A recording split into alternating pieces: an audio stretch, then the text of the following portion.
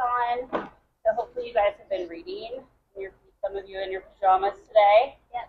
And you're planning to read all weekend, all week, and logging our minutes. We have an awesome guest reader today. This is Justin from Little Shop of Stories. Some of you may have visited that really cute bookshop in Decatur. They have been amazing for readathon. Some of our prizes are going to be gift cards to Little Shop of Stories, but I really want you guys to show him how amazing we are at listening to stories in the library. So we want to be on our best listening behavior for the story time, okay? All right, can we do like a little silent cheer? Hey everybody, my name's Justin. Like she said, I'm from Little Shop of Stories. It's a bookstore in Decatur, which is not too far from here. The interesting thing about Little Shop of Stories, how many of you have been to just any bookstore? All right, so most bookstores, right, have mostly books for grown-ups, but some books for kids, right? We're the opposite. We are a kids bookstore. We're a kids-focused bookstore. That means we have the majority of our space is devoted to books for y'all, for kids younger than you, for kids older than you, but you are our primary customer, right?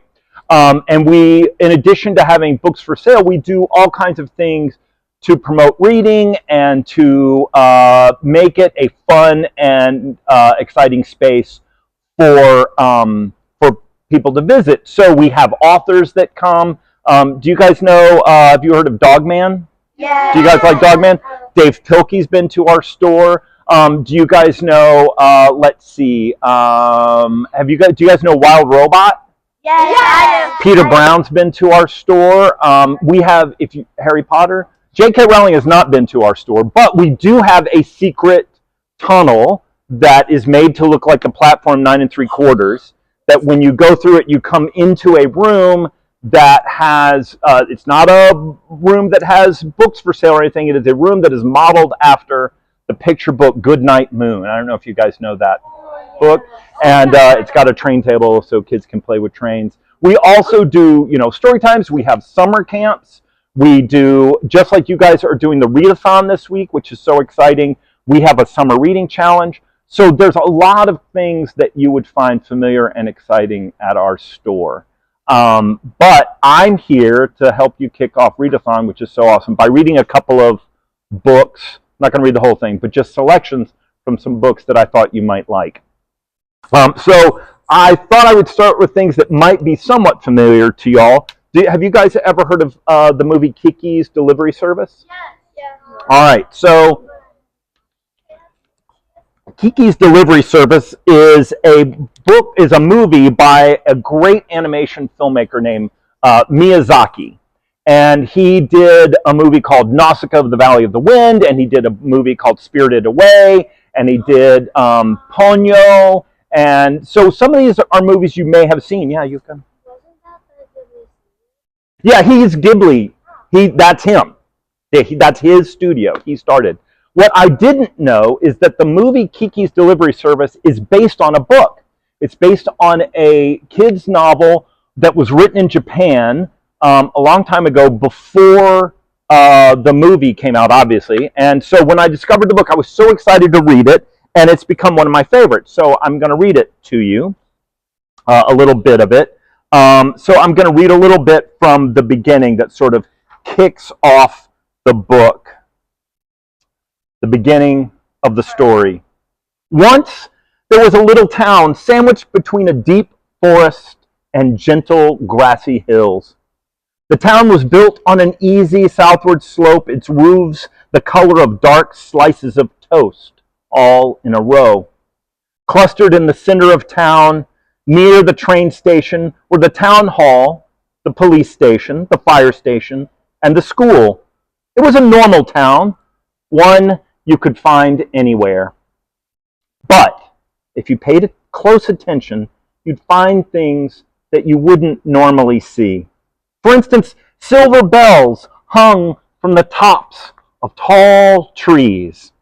Even when it wasn't storming, these bells sometimes made a racket with their ringing. Then the townspeople would turn to each other and smile, saying, "Little Kiki must have gotten caught again." But how could someone so little ring the bells all the way in the treetops? Well, if you looked to the east and peeked into Kiki's home, you'd find the answer. On a gate pillar facing the road hung a sign that read "Sneeze Medicine," right next to a big green gate that sat wide open. Beyond the gate was a large garden and a single-story house. The garden grew herbs in neat rows with broad leaves and pointy leaves, all different kinds of leaves, and a pungent scent filled the area. The smell continued into the house and was strongest around the copper pot in the kitchen. From there, you'd have a perfect view of the front living room wall. Instead of paintings or family photographs, as you'd expect, 2 brooms made of bundled branches hung there, a big one and a little one. And from the living room, you could hear the family's voices as they gathered for tea. "Kiki, when are you planning to leave?" said a woman's voice, full of disapproval. "I think it's about time you let us know. You can't keep putting it off like this." "That again?" A girl spoke now, somewhat annoyed. "Don't worry, Mom. I'm your daughter after all. I am a witch. I'm thinking about it." "How about leaving it up to Kiki, dear?" a calm man interjected. "Until she decides for herself, you can prod all you want, but it won't make a difference." "Yes, you might be right." The woman's voice rose slightly. "I'm just anxious. I feel responsible, you know." In this house lived a family of witches. Well, Kokiri, the mother, came from a long line of witches, and Okino, the father, was human. As a folklorist, he'd studied legends and tales about spirits and magic. Kiki was their only child, soon to turn 13. The 3 were talking over tea about Kiki's coming-of-age day. When daughters of witches and humans reached the age of 10, they decided whether to follow tradition and live as witches themselves. If a girl picked this path, she promptly learned her mother's magic and chose a full moon night of her 13th year as her coming-of-age day. For a young witch, this meant leaving her parents' house and moving to live on her own in a town or village in need of magic. Of course, finding a witchless town on her own is a difficult thing for a little girl to do, but over the years, witches' powers had grown weaker and their numbers had dropped. Such important tradition helped them survive, as well as share the existence of witches with as many towns, villages, and people as possible. At age 10, Kiki had decided to become a witch and learn Kokiri's magic right away. Kokiri had 2 magic abilities. The first was growing herbs to make sneeze medicine, but the second was flying through the sky on a broom. Kiki quickly got the hang of flying, but as she grew older, she often found herself distracted by all sorts of things. For example, the big pimples that started appearing on the sides of her nose, or deciding which dress she should wear to her friend's birthday party. Whenever that happened, her broom would suddenly start to fall. One time, she was so busy thinking about the scratchy new underwear she was wearing that she ran into a power line. Her broom broke into pieces, and Kiki herself ended up with bumps on her nose and both kneecaps. Soon after, Kokiri tied bells to the tall trees of the forest. If Kiki was lost in thought and flying too low, her feet would ring the bells, and the sounds would bring her back to reality. Fortunately, they were ringing much less than they used to. I'm going to jump ahead a little bit. Kiki and her pet cat that she can talk to are sitting together talking. After tea, Kokiro and Okino, that's Kiki's mom and dad, went out to run errands while Kiki and her cat Gigi sat dreamily at the garden's edge. I guess I should leave soon, Kiki said. You should. You're not going to decide you don't want to be a witch this late in the game, are you? Gigi asked, looking at her. Oh, of course not, said Kiki. Then the memory and thrill of her first time flying on a broom came rushing back. For most of her life, Kiki was brought up more or less like any normal girl. She knew that her mother was a witch and that she would have to decide for herself one day whether she wanted to be one too. Still, she never gave the decision serious thought. But a little while after she turned 10, she heard a friend of hers say, I'm going to follow in my mom's footsteps and become a hairdresser. Kiki had a vague sense that her mom wanted her to follow in her footsteps as well, but she didn't wish to become a witch. simply because of her mother. I'm going to be whatever I want, Kiki thought. I'm going to decide for myself. One day, Kokiri fashioned her daughter a little broom and asked, "Want to try flying?" "Me?" asked Kiki. "I can fly?" "You're the daughter of a witch, so I should think so," said her mom.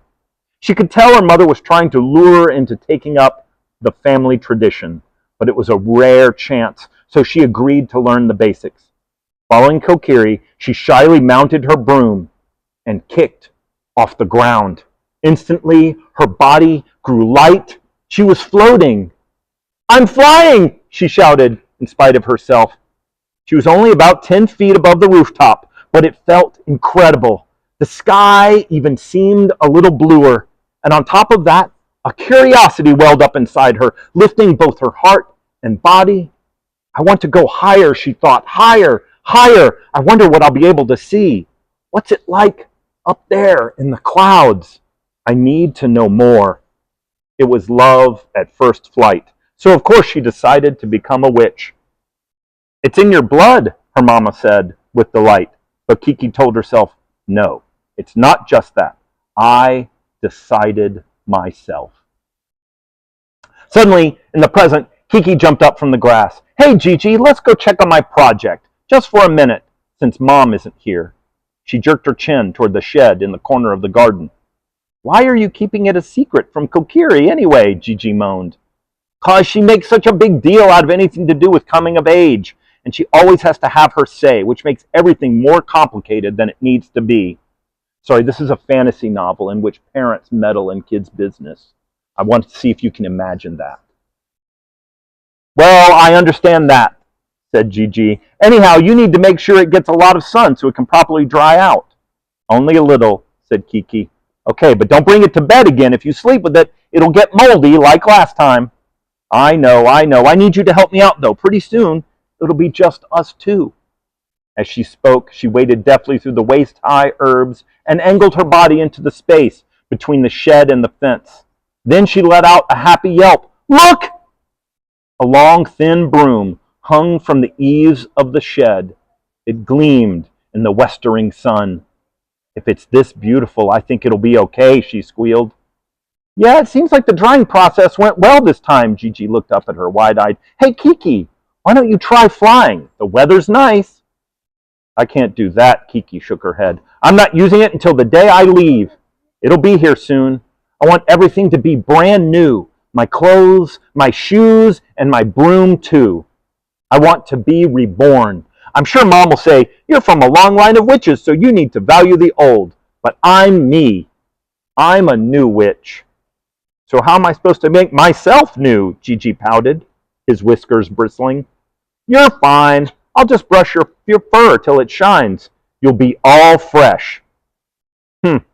Gigi sniffed. "Fresh cat? Don't talk about it like you're going to cook me. You're not the only one coming of age, you know." "You're right. I'm sorry." Kiki held back a laugh and looked into Gigi's eyes.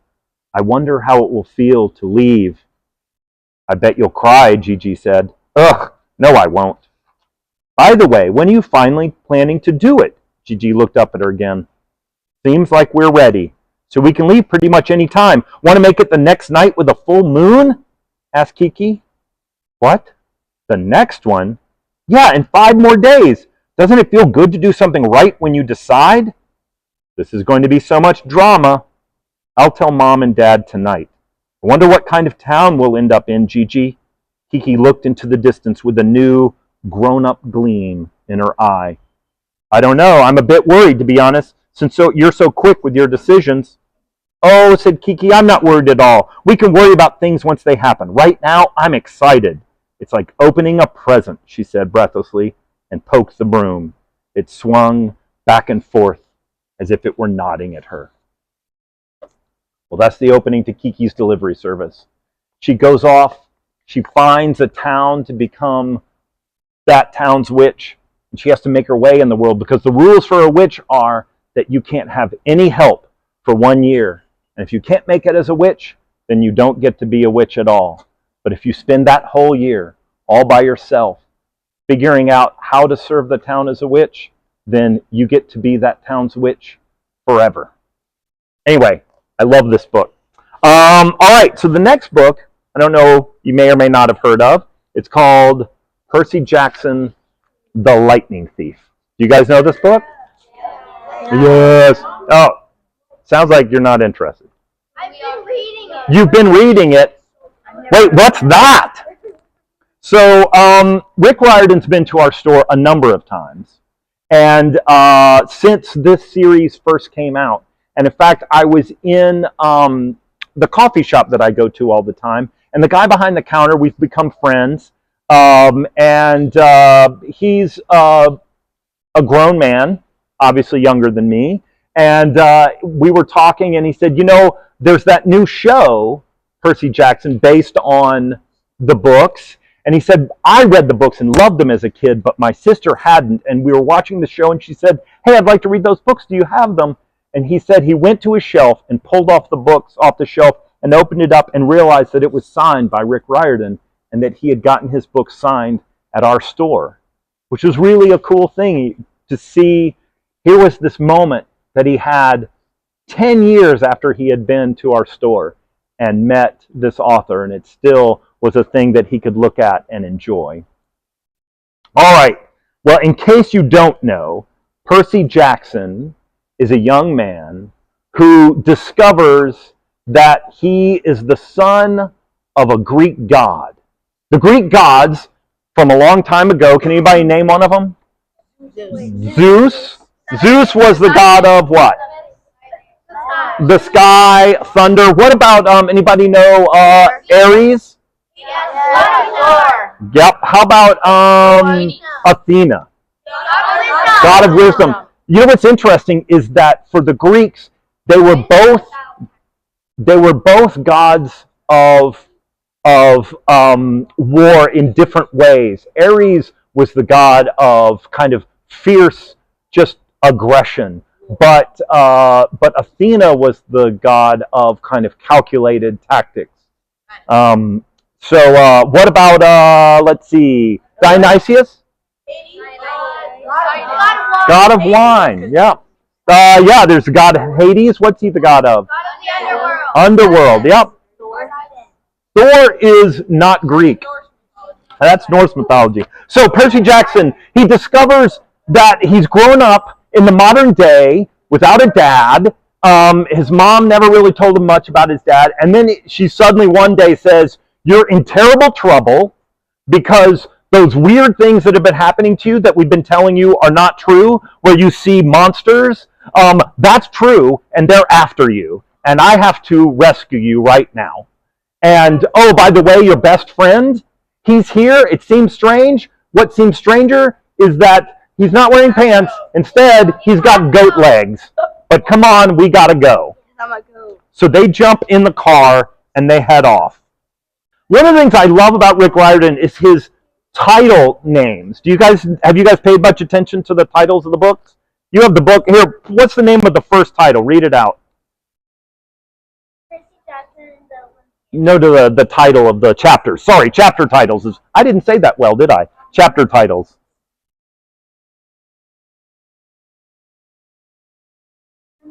No, the chapter 1. What is it called?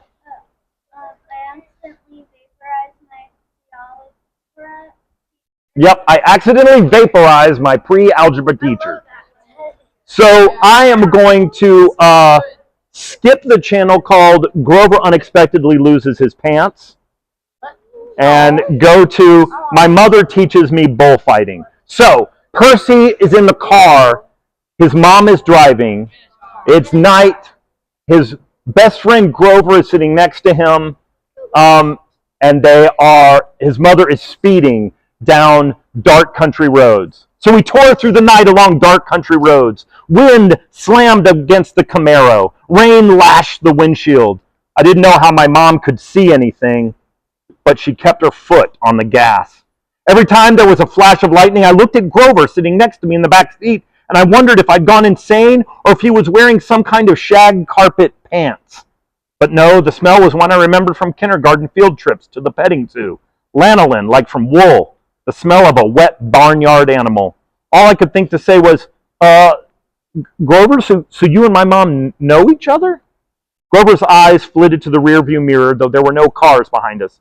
Not exactly, he said. I mean, we've met, but we've never met, but she knew I was watching you. Watching me? Keeping tabs on you, making sure you were okay, but I wasn't faking being your friend, he added hastily. I am your friend. Okay, but what are you exactly? That doesn't matter right now. It doesn't matter. Grover, from the waist down, my best friend is a donkey. Grover let out a sharp, throaty, bah! I'd heard him make that sound before, but I'd always assumed it was a nervous laugh. Now I realized it was more of an irritated bleat. Goat, he cried. What? I'm a goat from the waist down. You just said it didn't matter. Bah! There are satyrs who would trample you underhoof for such an insult. Whoa, wait, satyrs? You mean like Mr. Brunner's myths? Were those old ladies at the fruit stand a myth, Percy? Was Mrs. Dodds a myth? So you admit you were lying and that there was a Mrs. Dodds? Of course. Then why? The less you knew, the fewer monsters you'd attract, Grover said. Like that should be perfectly obvious. We put mist over the human's eyes. We'd hoped you'd think the kindly one was a hallucination, but it was no good. You started to realize who you are, Percy. Wait a minute, what do you mean? The weird bellowing noise rose up again somewhere behind us, out in the darkness, closer than before. Whatever was chasing us was still on our tail. Percy, my mom said, there's too much to explain and not enough time. We have to get you to safety. Safety from what? Who's after me? Oh, nobody much, Grover said, obviously still miffed about all the donkey comments. Just the Lord of the Dead and a few of his bloodthirstiest minions. Grover! Sorry, Mrs. Jackson. Could you drive faster, please? He said. I tried to wrap my mind around what was happening, but I couldn't do it. I knew this wasn't a dream. I had no imagination. I could never dream up something this weird. My mom made a hard left. We swerved onto a narrower road, racing past darkened farmhouses and wooden hills and pick-your-own-strawberries signs on white picket fences. Where are we going? I asked. The summer camp I told you about. My mom's voice was tight. She was trying for my sake not to be scared. The place your father wanted me to send you. The place you didn't want me to go? Please, dear, my mother begged. This is hard enough. Try to understand. You're in danger. Because some old ladies cut yarn? Those weren't old ladies, Grover said. Those were the fates. Do you know what it means? The fact that they peered in front of you? They only do that when when somebody's about to die. Whoa. You said you. No, I didn't. I said someone. You meant you, as in me, Grover. I meant you like someone, not like you. You? Boys, my mom said. She pulled the wheel hard to the right, and I got a glimpse of a figure she swerved to avoid, a dark, fluttering shape now lost behind us in the storm. What was that? I asked. We're almost there, my mother said, ignoring my question. Another mile. Please, please, please. I didn't know where there was, but I found myself leaning forward in the car, anticipating, wanting us to arrive. Outside, nothing but rain and darkness. The kind of empty countryside you get way out on the tip of Long Island. I thought about Mrs. Dodds and the moment when she changed into the thing with pointed teeth and leathery wings. My limbs went numb from delayed shock. She really hadn't been human. She'd meant to kill me.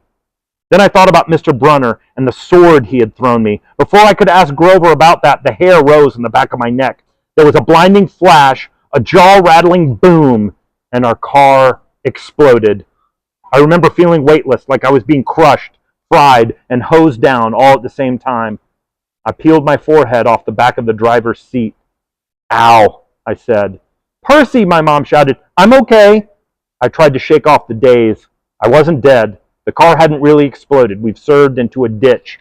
Our driver's side doors were wedged in the mud. The roof had cracked open like an eggshell, and rain was pouring in. Lightning. That was the only explanation. We'd been blasted right off the road. Next to me in the back seat was a big, motionless lump. Grover! I shouted. He was slumped over, blood trickling from the side of his mouth. I shook his furry hip, thinking, no, even if you are half a barnyard animal, you're my best friend, and I don't want you to die. Then he groaned, food, and I knew there was hope. Percy, my mother said, we have to. Her voice faltered. I looked back. In a flash of lightning, through the mud-splattered rear windshield, I saw a figure lumbering toward us on the shoulder of the road. The sight of it made my skin crawl. It was a dark silhouette of a huge guy, like a football player. He seemed to be holding a blanket over his head. His top half was bulky and fuzzy. His upraised hands made it look like he had horns. I swallowed hard. "Who is—" "Percy," my mother said, deadly serious. "Get out of the car." My mother threw herself against the driver's side door. It was jammed shut in the mud. I tried mine, stuck too. I looked up desperately at the hole in the roof. It might have been an exit, but the edges were sizzling and smoking. "Climb out the passenger's side," my mother told me. "Percy, you have to run. Do you see that big tree?" "What?" Another flash of lightning, and through the smoking hole in the roof, I saw the tree she meant, a huge White House Christmas tree-sized pine at the crest of the nearest hill. "That's the property line," my mom said. "Get over that hill, and you'll see a big farmhouse down in the valley. Run, and don't look back, Percy. Yell for help. Don't stop until you reach the door." "Mom, you're coming too, right?" Her face was pale, her eyes as sad as when she looked at the ocean. "No," I shouted, "you are coming with me. Help me carry Grover." "Rude," Grover moaned a little louder. The man with the blanket on his head kept coming toward us, making grunting, snorting noises. As he got closer, I realized he couldn't be holding a blanket over his head because his hands, huge, meaty hands, were swinging at his sides.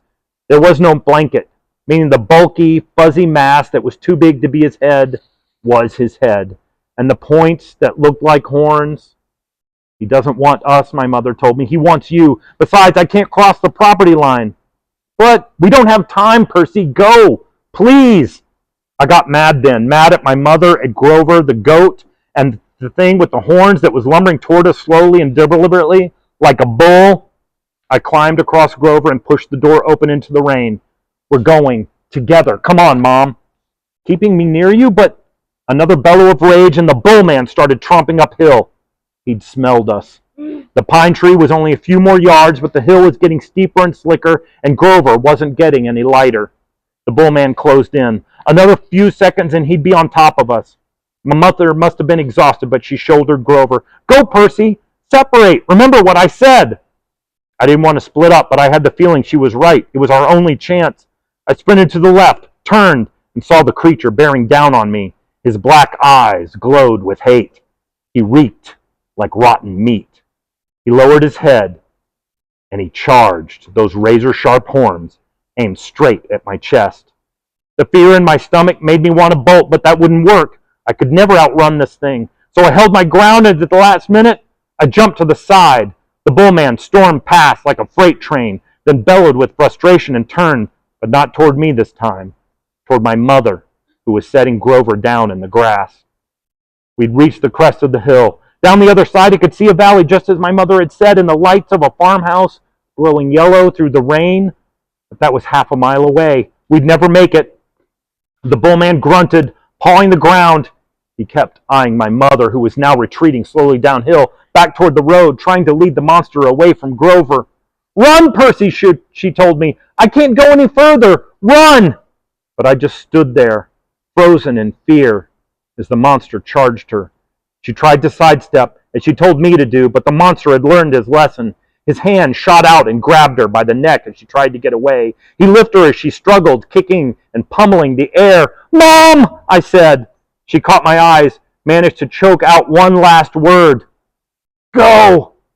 Then, with an angry roar, the monster closed its fists around my mother's neck, and she dissolved before my very eyes, melting into light, a shimmering golden form, as if she were a holographic projection. A blinding flash, and she was simply gone. Dun dun dun! I love these books.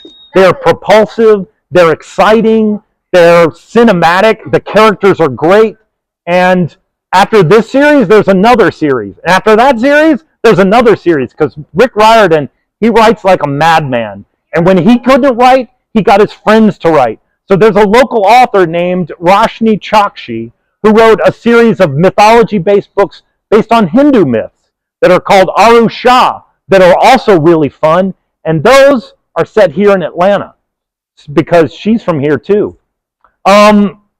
Anyway, I hope you guys enjoyed that. I hope you read this book or another book and lots of other books for Readathon. And if you come to Little Shop of Stories, please say hi, because I love finding out what you guys like to read. Anyway, again, my name's Justin. I'm from Little Shop of Stories, and thanks to you so much for letting me come and read to you.